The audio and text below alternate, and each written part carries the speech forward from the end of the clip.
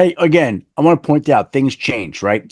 Friday morning, I mentioned the Cowboys had, um, I forget the language I used, made a run or made a push for Cooper Cup. Last Thursday, um, the Cowboys reached out about Cooper Cup and they were interested. And Dak Prescott and CeeDee Lamb, the way I understand it, were on the phone with Cooper Cup talking to him about the idea of coming to Dallas. And it was floated out there. And then the Cowboys heard the numbers and they were at numbers that the Cowboys weren't going to get to, which brings Seattle back into play, which leads to Cooper Cup getting a deal done with the Seahawks. But these things are fluid. Like things happen. The Cowboys did get in the mix on Cooper Cup. They found out the price. They were not in the mix. But Dak Prescott, CeeDee Lamb, they wanted Cooper Cup in the mix. And they had ideas about what it would have been like for him to be a Dallas Cowboy.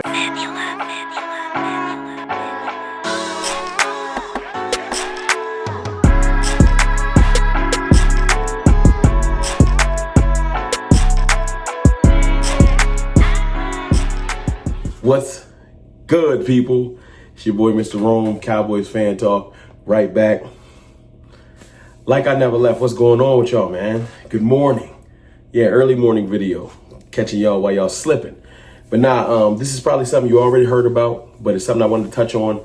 I know I just talked about Micah and the tea leaves of him possibly getting his contract done.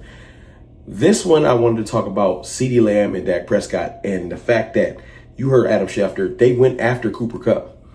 And what that means.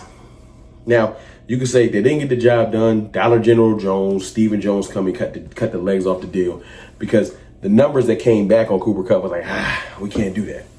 And maybe, sometimes things happen in a good way that you can't control. As in, maybe we didn't need Cooper Kupp. Maybe he's not the player he once was and God is saving us from ourselves. Maybe. But that ain't what I'm focused on. The fact that Dak Prescott is doing something that we all wanted him to do, and a lot of people was giving him a lot of flack for, as far as just like, yo, you need to speak up. You need to be the one to go out there and let people know I need players. To see him going out and actively trying to recruit a player is different. And I don't know if he's done that in the past, but it's different to see it and hear it confirmed.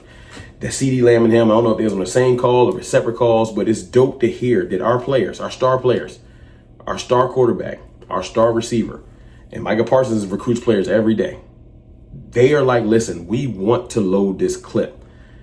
Now, when I say load the clip, everybody thinks receiver, running back. No, load this team up. Let's load it up.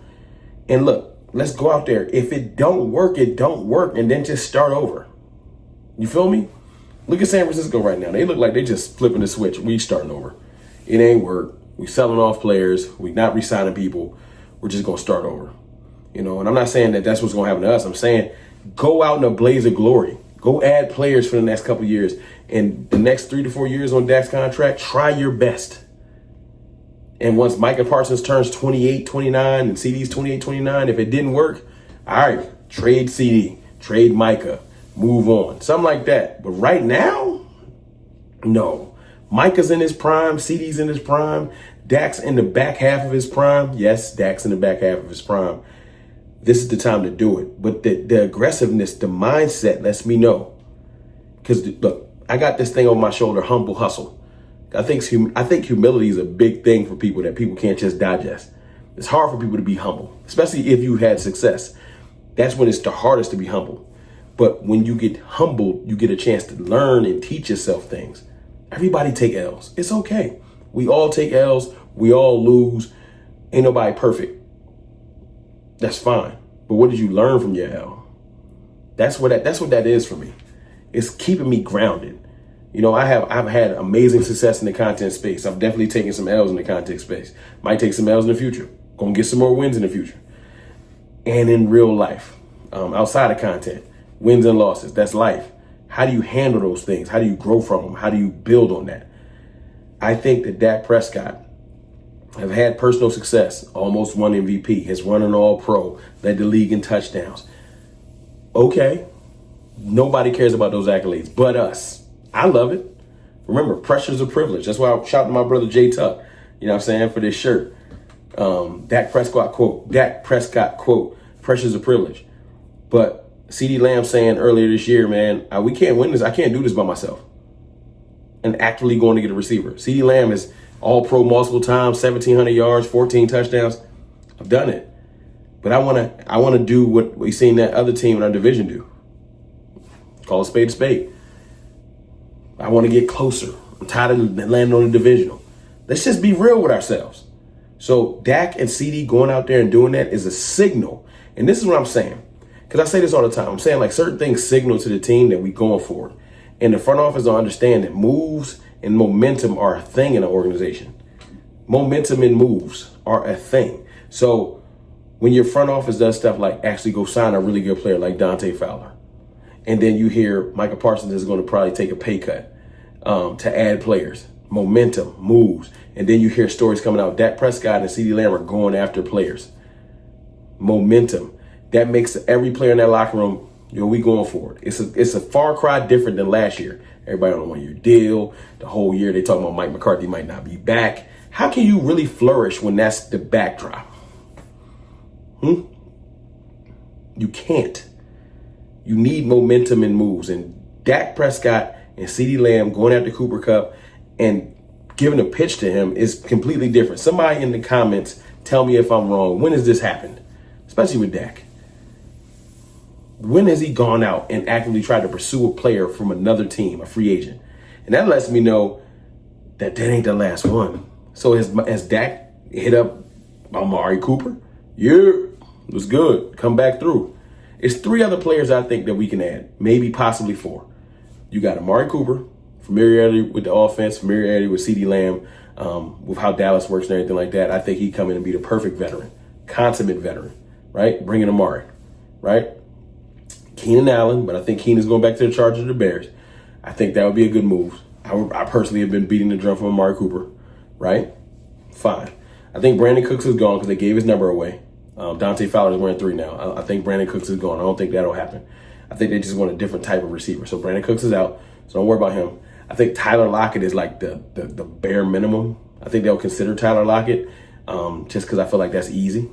Actually, below that, I think Michael Gallup is like we ain't getting no other vets come back in, Michael, if he ain't signed nowhere else. But a sleeper, I think, is Stephon Diggs. I don't know if I want Stephon Diggs because the Diggs brothers be crazy, but I do like Stephon Diggs' tenacity. I like that dog in him, and I think that'd be great for our team, 100%. I want some more dogs on our team, some more, especially on the offensive side of the ball. We need that. I'm hoping that some of the young players that come in, we just need that. Ferg is one of those dogs. I know Zeke used to be, but Zeke not here no more. We need more, and Brock Hoffman. We need more dogs on the offensive side of the ball. We need more dog in this team, period. But that's a conversation for another day.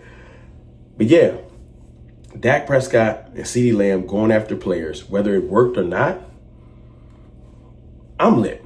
I'm happy. Like I said last night in the Micah video, I'm happy. Positive momentum is the thing. We are moving in the right direction, people. You know what I'm saying? Micah contract should be coming down hopefully within the next month or so. Might be the next day or so. Might be this afternoon. I don't know. You got us making our biggest signing in a while in Dante Fowler. I know it was a 1-year deal, but it still was a big signing. You got tea leaves of them going after a veteran receiver. We just haven't gotten it yet. Positive momentum, man. Y'all just let me know how y'all feel in the comments. I'm happy about what's going on with the Cowboys. I might break back out Optimus Prime. I'm seeing everybody else being optimistic. I'm seeing content creators out here being positive. Let's go in that direction. Let's go in that direction.